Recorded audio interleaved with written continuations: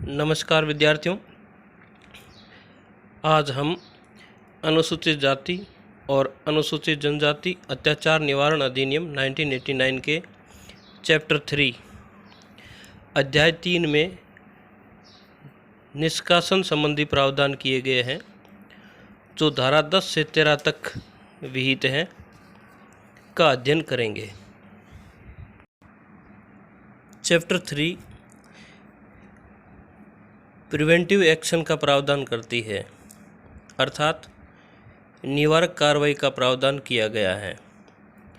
निवारक कार्रवाई से तात्पर्य जब अपराध होने की संभावना हो तो ऐसे अपराध कारित करने वाले व्यक्तियों को पहले ही उस अपराध के निवारण के लिए गिरफ्तार किया जाता है या फिर उस क्षेत्र से हटाया जाता है।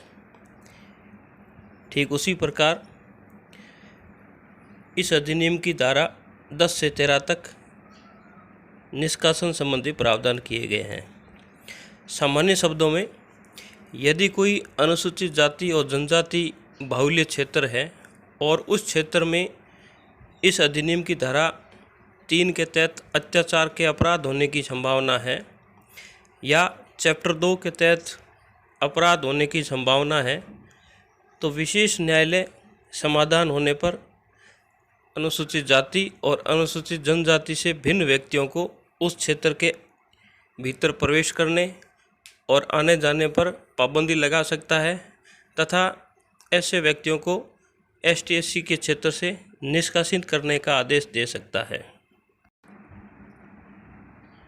अकॉर्डिंग टू सेक्शन 10,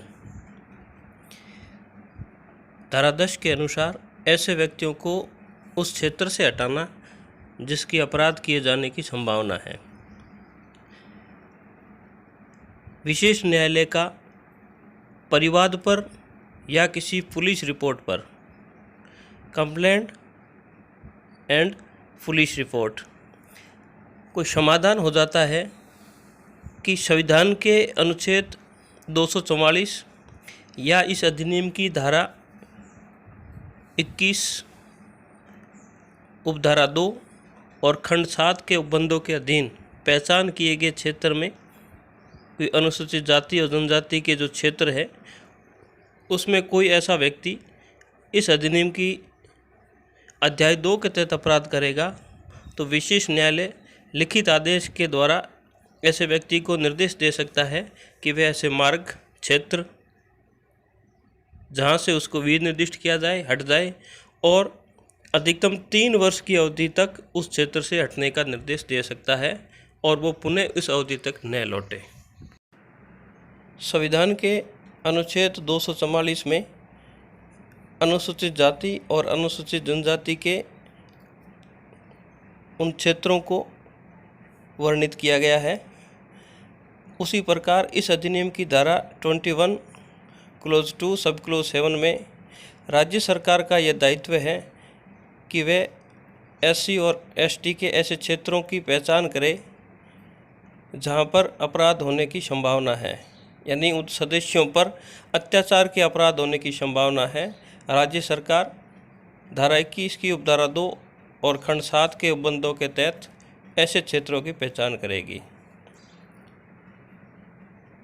तो धारा 10 का मुख्य तात्पर्य यह है कि जब विशेष न्यायालय को किसी पीड़ित या अन्य व्यक्ति की ओर से कंप्लेंट करने पर या पुलिस रिपोर्ट पेश होने पर उस न्यायालय का समाधान हो जाता है कि संविधान के अनुच्छेद 244 में ST/SC के क्षेत्र में या धारा 21 उपधारा 2 खंड 7 के उपबंधों में राज्य सरकार के द्वारा निर्दिष्ट किए गए ST और SC के क्षेत्रों में इस अधिनियम के चैप्टर 2 के तहत अपराध होने की संभावना है, तो न्यायालय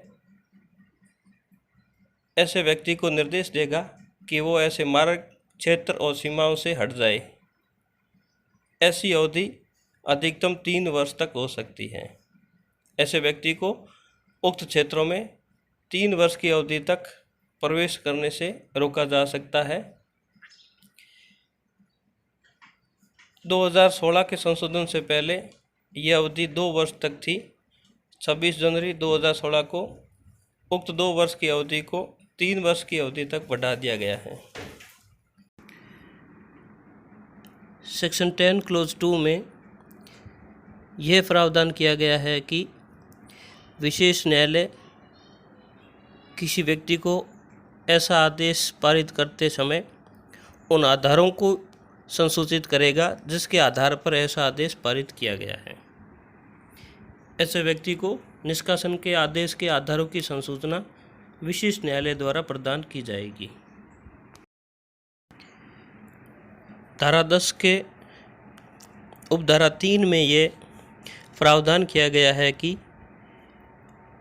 विशेष न्यायालय द्वारा धारा 10 के क्लोज 1 में पारित निष्कासन के आदेश की तारीख से 30 दिन के भीतर संबंधित व्यक्ति या उसकी ओर से कोई अन्य व्यक्ति विशेष न्यायालय में आवेदन कर सकता है कि ऐसे आदेश को रिवोक यानी वापस लिया जाए या उसे मॉडिफाई यानी उपांतरित किया जाए।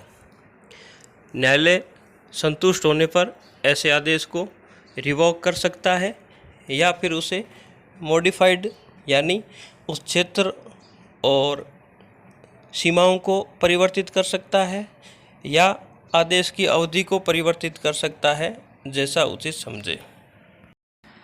सेक्शन 10 के पश्चात अब हम अध्ययन करेंगे सेक्शन 11। धारा 11 में मुख्यतः 2 बातों का वर्णन किया गया है।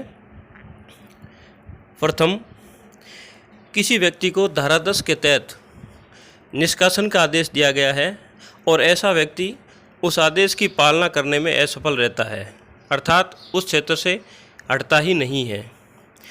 दूसरा,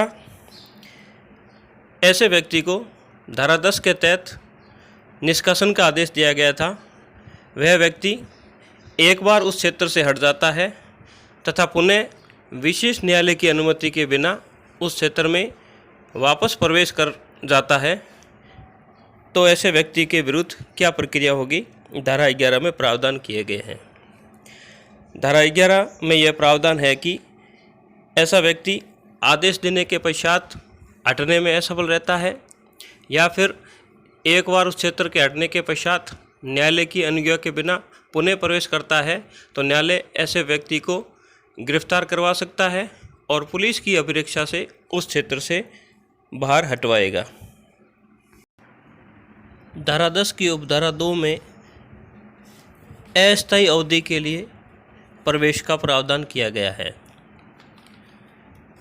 जिस व्यक्ति को ऐसा आदेश दिया गया है, यदि उस व्यक्ति को संबंधित क्षेत्र में कोई आवश्यक कार्य है, जैसे कोई विवाह, किसी व्यक्ति की मृत्यु या कोई अन्य ऐसा कोई आवश्यक कार्य है, तो वह विशेष न्यायालय को उन कारणों को अवगत कराते हुए आवेदन कर सकता है कि मुझे अस्थायी अवधि के लिए उस क्षेत्र में प्रवेश की अनुमति दी जाए।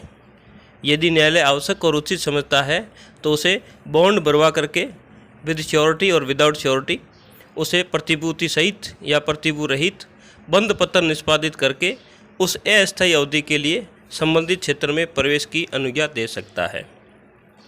यदि ऐसा व्यक्ति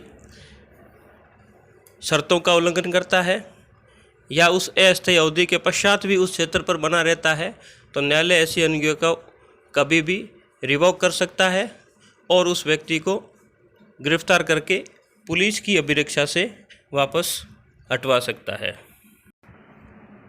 टेम्परेरी पीरियड से तात्पर्य, उदाहरण के लिए यदि किसी व्यक्ति को 1 साल के लिए निष्कासन का आदेश दिया गया है, तो ऐसा व्यक्ति विशेष न्यायालय से 10 दिन की अवधि के लिए उस क्षेत्र में अस्थायी तौर पर प्रवेश की अनुज्ञा चाहता है, तो वो अस्थायी अवधि होगी। Next section 12।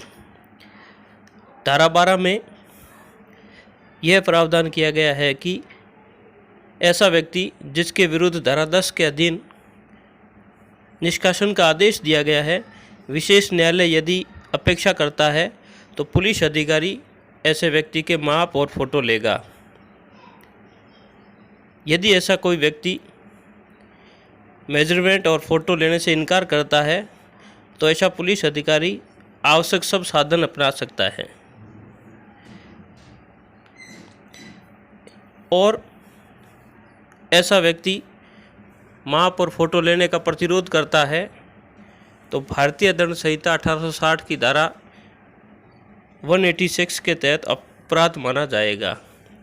आईपीसी की धारा 186 के तहत लोक सेवक का आदेश न मानना अपराध है और पुलिस अधिकारी लोक सेवक होता है।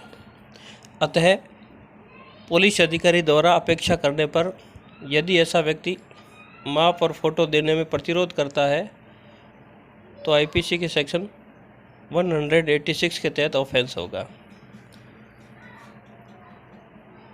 सेक्शन 12 क्लोज 4 में यह प्रावधान किया गया है कि जिस व्यक्ति के विरुद्ध आदेश पारित किया गया था, यदि ऐसा आदेश रिवोक यानी वापस ले लिया जाता है तो ऐसे व्यक्ति के माप या फ़ोटो नेगेटिव सहित नष्ट कर दिए जाएंगे या उस व्यक्ति को वापस सुपुर्द कर दिए जाएंगे। अब हम देखेंगे section 13। Section 13 penalty for non compliance of order under section 10। धारा 10 में विशेष न्यायालय के द्वारा जो आदेश दिया जाता है, यदि ऐसा व्यक्ति उस निष्कासन के आदेश का पालन नहीं करता है तो धारा 13 के अनुसार 1 वर्ष तक कारावास और जुर्माने से दंडनीय होगा। विद्यार्थियों, धारा 12 में यदि ऐसा व्यक्ति पुलिस अधिकारी के समक्ष मेजरमेंट और फोटोग्राफ्स लेने का बलपूर्वक प्रतिरोध करता है तो आईपीसी की धारा 188 के तहत अपराध माना जाएगा, धारा 13 के तहत अपराध नहीं माना जाएगा। जबकि सेक्शन 13 में धारा 10 के तहत न्यायालय ने कोई आदेश दिया है और वो व्यक्ति पालन नहीं करता है तो धारा 13 के तहत दंडित किया जाएगा। सेक्शन 13 में 1 ईयर पनिशमेंट एंड फाइन का प्रावधान किया गया है। स्टूडेंट्स, धारा 10 से 13 तक निष्कासन संबंधी चैप्टर एग्ज़ाम में पार्ट बी या पार्ट सी में बड़ा क्वेश्चन आता है और इस एक्ट के तहत इम्पोर्टेंट क्वेश्चन है। उम्मीद है कि ये टॉपिक आपको समझ में आया होगा। मिलते हैं नेक्स्ट वीडियो में नए टॉपिक के साथ। धन्यवाद।